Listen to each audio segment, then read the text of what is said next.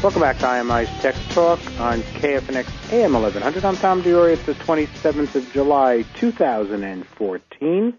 And as I mentioned to you before the break, we're going to talk to you today about confidential collaboration, secure business file sharing in today's cybercrime-laden environment.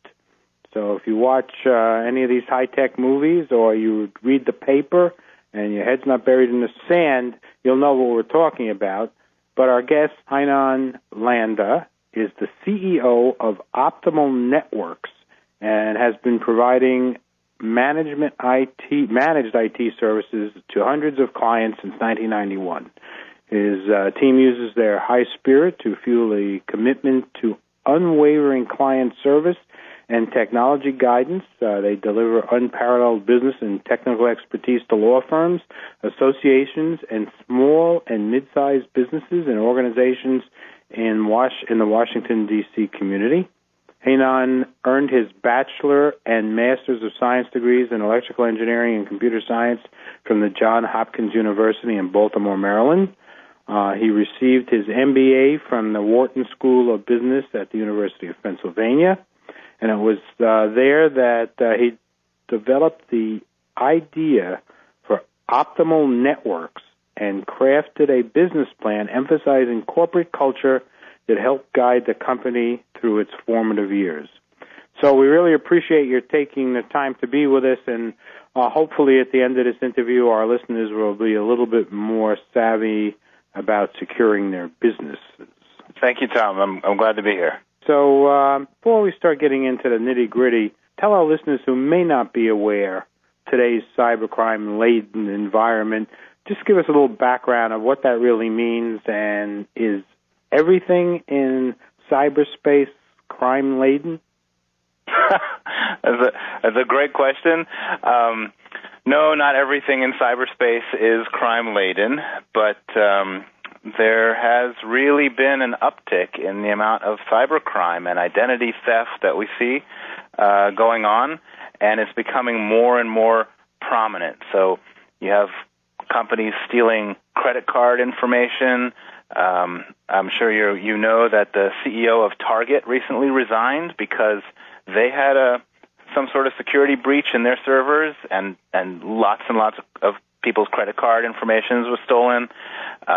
You've had, like, in the past year or two, you've had huge companies getting hacked, like Sony's PlayStation network got hacked, and LinkedIn and all sorts of like really popular, well-known name brand companies are getting hacked, and so people are getting more and more worried about security, and especially small, medium-sized companies have even more to worry about.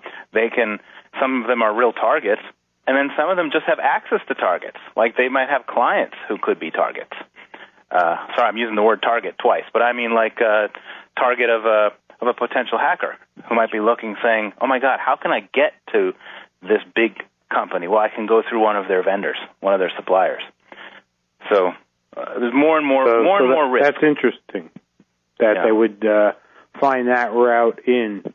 So I guess if the major company like Target doesn't secure its access, maybe secures its access from me, the hacker, getting into them, doesn't really secure as well me, the subcontractor, getting in. Exactly. Let's say they're a lawyer, for example. Maybe it's a smaller law firm. Maybe their security is not up to snuff. Go in through that route and get some very confidential information. One of the things we just read about is that Dropbox can be a problem. Why is that something that could be dangerous? So this is kind of interesting. First of all, I love Dropbox, and this is in no way a knock on Dropbox. I think it's one of the best services put out in a long time, and I think I'm not alone when I say we love it. We use it all the time. You want to work on your files here or at home or on your iPad or your iPhone or your Android or just, anything you want. Anytime you need your file and you want to work on it, you just go to Dropbox or you put it in Dropbox. I actually have statistics on this. Something like it's the most widely used file-sharing cloud platform. its customer list has over 2 million businesses, including 95% of the Fortune 500. So whenever you have something that's used so much, there's risks associated with it, and it's kind of caught everyone by surprise because they love the platform. But now imagine you're at work and you want to work on a document at home.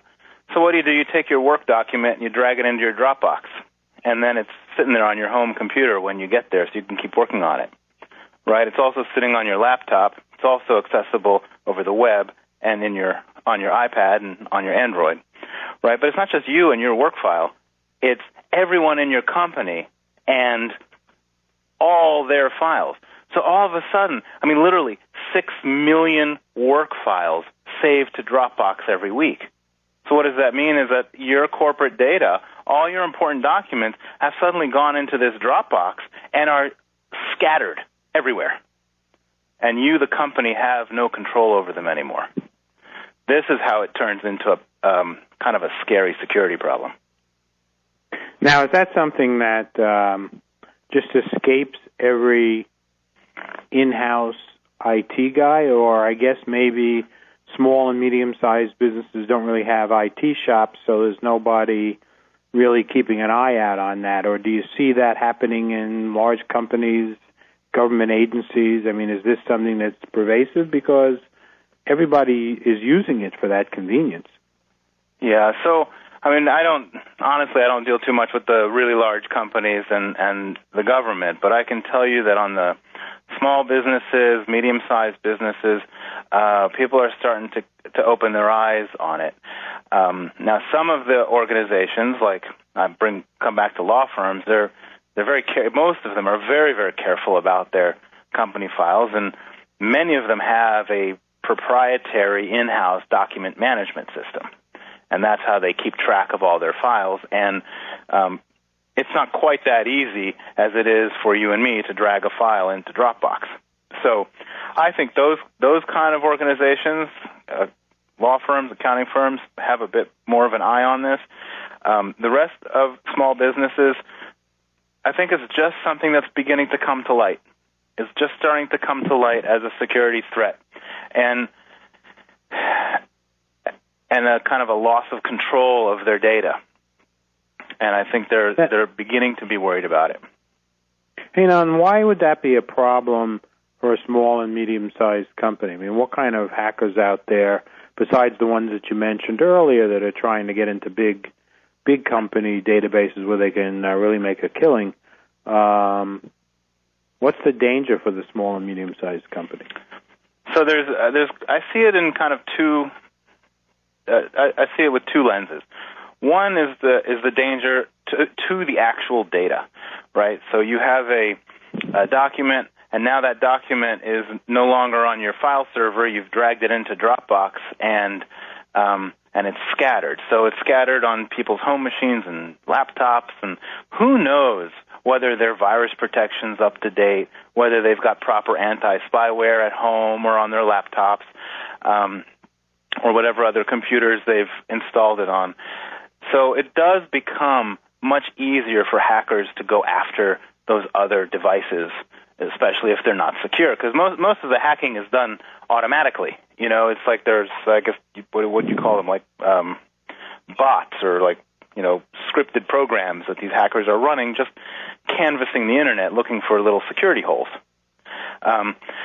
So just spreading out that data like that makes it less secure.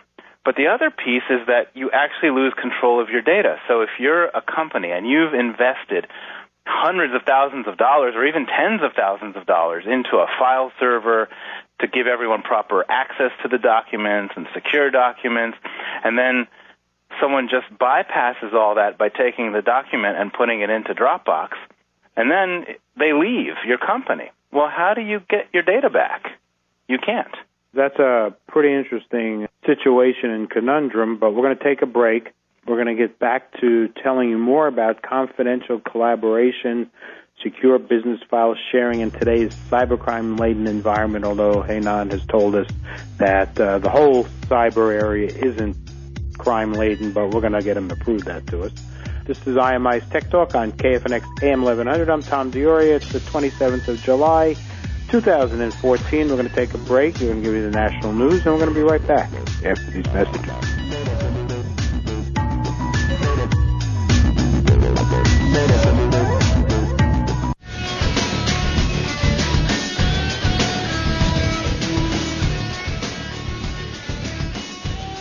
Welcome back to IMI's Tech Talk on KFNX AM 1100. I'm Tom Dioria. It's Sunday, July 27, 2014, and we're talking to Heinan Landa about confidential collaboration, secure business file sharing in today's cybercrime-laden environment. And before the break, we're talking about an interesting topic, but I'm going to hold off on that because I'm going to first ask Heinan to tell us what Optimal Networks is all about. You are too kind. Optimal Networks, we're a managed IT services company, which in English means that if you have a network in your office, we can help you take care of it.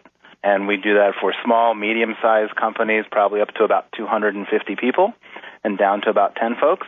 We also do quite a bit of technology consulting, so we can help businesses put together IT plans, strategic IT plans. And then the last and kind of most exciting thing that we're doing is we have a whole very secure and very premium level cloud service that if you just have no desire to deal with technology and servers and workstations, you can just throw all that stuff out the window and let us provide it to you, kind of like electricity. So I don't have to worry about the security at all then? No, we take care of it all for you. That's what I pay security experts for. Well, that's great. And what's your website in case our listeners want to follow up with you? It's www.optimalnetworks.com. Okay, great. Back to the topic at hand. We were sort of talking about something called data sprawl. Maybe you can tell us a little bit about why you feel that's a big deal. I think to summarize it, I really worry that when your company's data gets strewn out on many, many different devices, laptops, home computers, iPads, Androids, phones, you basically, A, make it very vulnerable because you never know how secure those different things are. Is the virus protection on that laptop really up to date and working? You just don't know. And B, you lose control of that data. So if your employee has used Dropbox or some other similar package to share a file out on their laptops and home computers, and then they leave the company for whatever reason, you've lost control of that information. So those are the big worries. That's scary stuff. So how come we haven't seen this advertised, published, people making a big deal about this? It sounds potentially very serious for small and medium-sized businesses who don't keep track of this because either they don't understand it, they don't know it's a potentially big problem, or people just do it willy-nilly. Yeah, I don't think that it's a malicious thing, right? I think people are in general trying to be more productive. They're trying to work at home. They're trying to work on the road. But the net result of everyone doing it just spreads your data to the winds. And so it's just now, because of the incredible popularity of Dropbox, it's just now starting to come to light as a great personal solution, but maybe something that needs to be revisited and be a little wary of on a business level.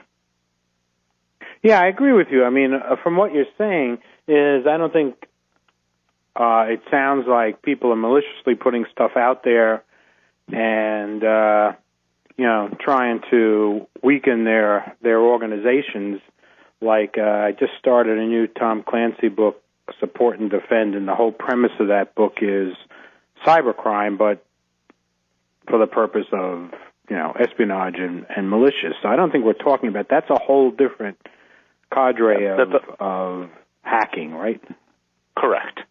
Yeah, I think that if someone wants to be malicious, especially if they're inside your company, you're going to have a hard time preventing against that. But this is just by virtue of not paying attention to it as a threat. I think companies are putting themselves in a bit of a precarious situation. I think you may have answered this already, but can you tell us what the consumerization of IT is? Oh, sure. And in fact, this is a perfect question because that's where this all started. So a few years ago, the iPhone came out a few years ago. I don't know. How long has it been out? I don't really know. But a while. 6 or 7 A while. But when it first came out, or maybe another iteration, when it started getting really popular, in companies, BlackBerry was the device.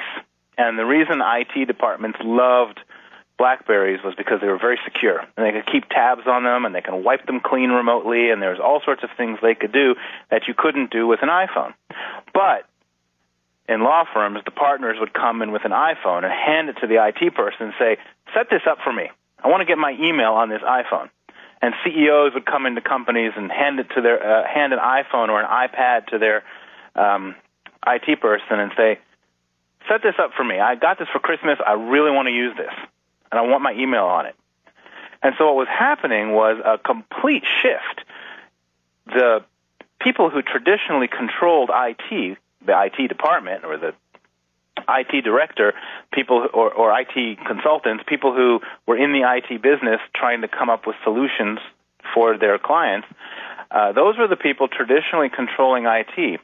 But the entire dynamic shifted, and the devices, the smartphones and the laptops and the Androids and all those things got so enticing on a consumer level that all the consumers who were buying this technology came into their company and said, make this work.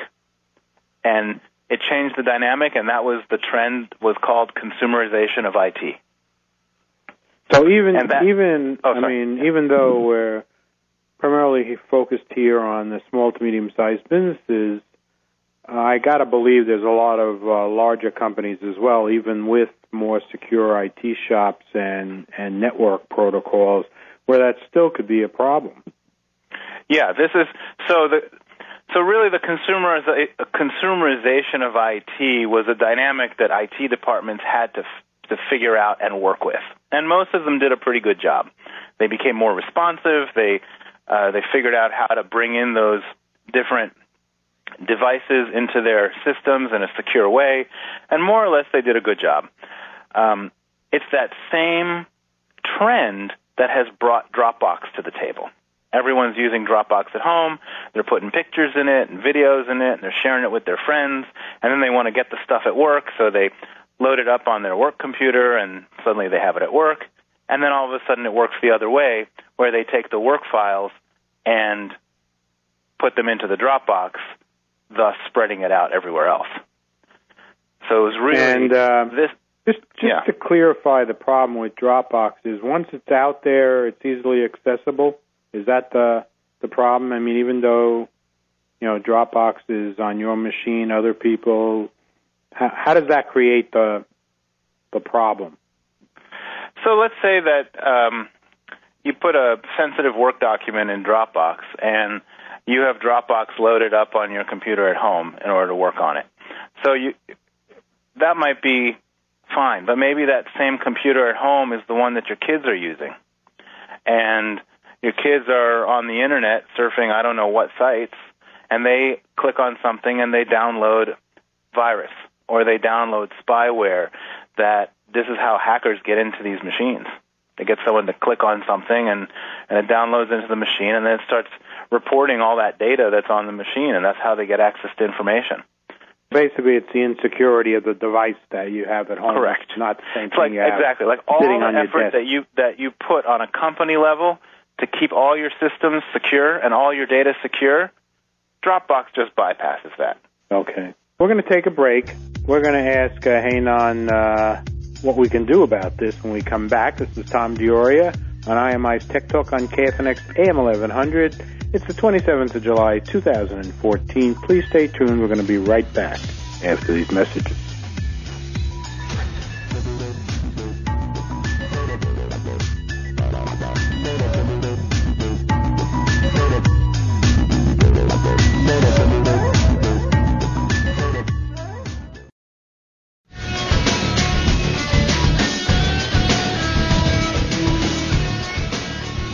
back to IMI's Tech Talk on KFNX AM 1100. I'm Tom Diori. It's the 27th of July, 2014.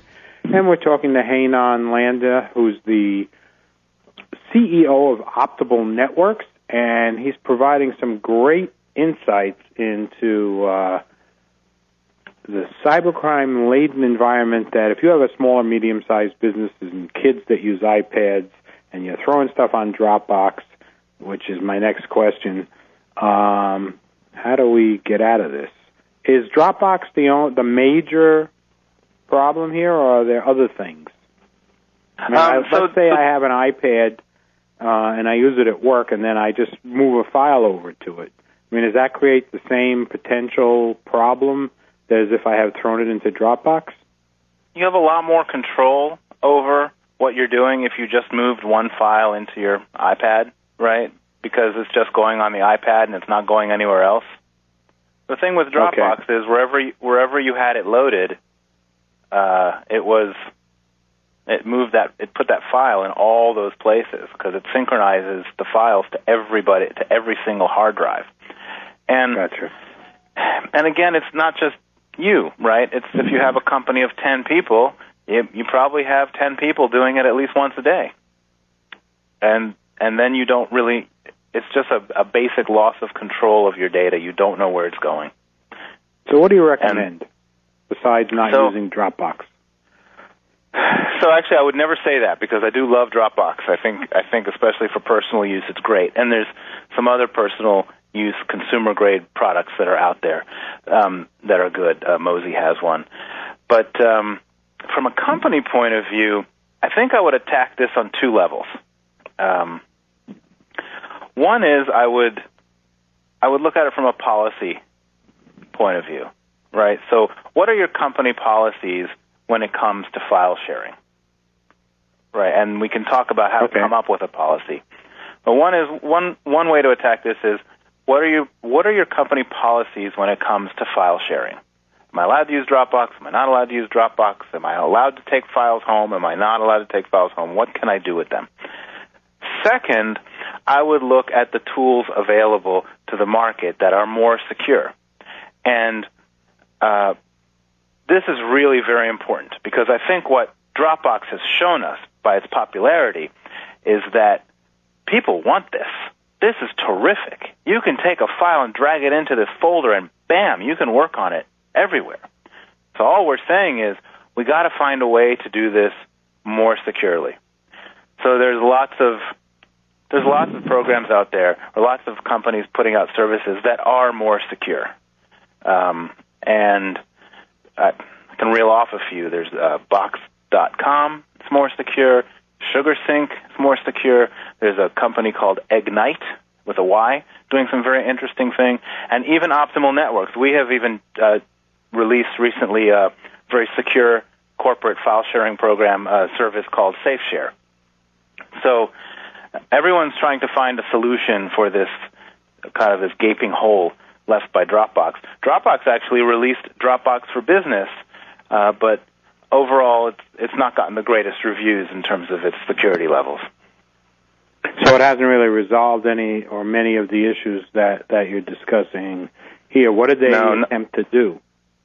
Not enough of them. I think they tried to give some centralized control over the account so that you could set it up for work.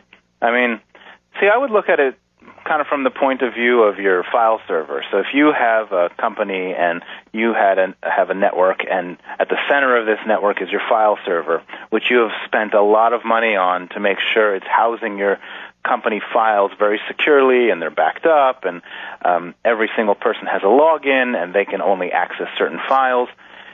You want to make sure that that level of security is translated to whatever file sharing solution you put in place. So can you assign different securities to different people? Can you control all the accounts? Here's one of the big things that some of these new solutions are doing, which is if an employee leaves your company, you can turn off their account and it will by default go out and wipe those directories, wipe out those documents wherever they are.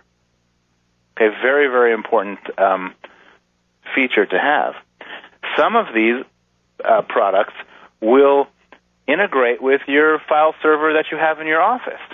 So they'll actually share out the documents. It's almost like, instead of Dropbox, it's like your file server is partly in the cloud and shared out with the same permissions that you spent so much time creating internally inside your network.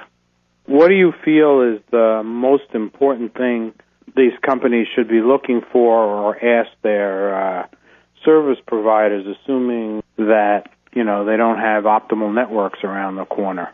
I mean, how do they ensure that whatever solution they're going to put in is going to protect them? And I guess the other half of that question is, if I've already got stuff out on Dropbox, how do I get it back?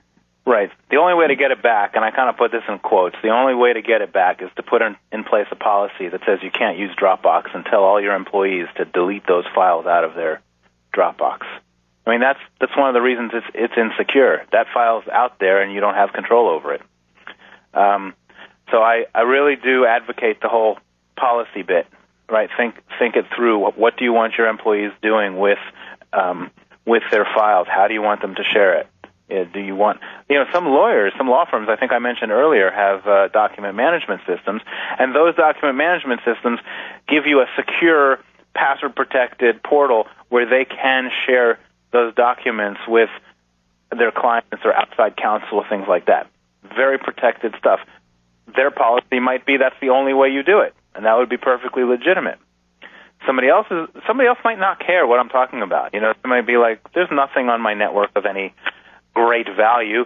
I'm more than happy for my employees to have Dropbox. So you really have to think about it in terms of your business and, are you under any compliance restrictions? Are you HIPAA compliant? Or do you have to be HIPAA compliant? Sarbanes-Oxley, PCI, all those government regulations. And think through, if you are, if you aren't, how you want to do the access. We have some clients who are literally blocking the installation of Dropbox at work. Like they put on their firewall a way to block it. So that's the policy piece of it. Then there's the how do you pick the right package? And I have a couple of little bullet points. The first is you want to make sure that whatever solution you put in place is centrally administered. Okay, just like your file server, you want your file sharing solution to be centrally administered, which means you have control over all the accounts that are set up, and you can wipe those accounts. You want to make sure it integrates with your existing network and your applications.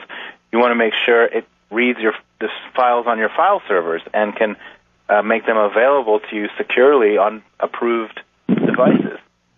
So those are some of the things. You also want to make sure you can duplicate the levels of security that you have on your network. And I know this is crazy. You also want to make sure it's very easy to use. This is one of the nicest things about Dropbox. And if you don't find a way to make it easy for your employees or your company to share their files the way they use Dropbox, they just won't use it. So I don't know if that helps. Those are just a few tips.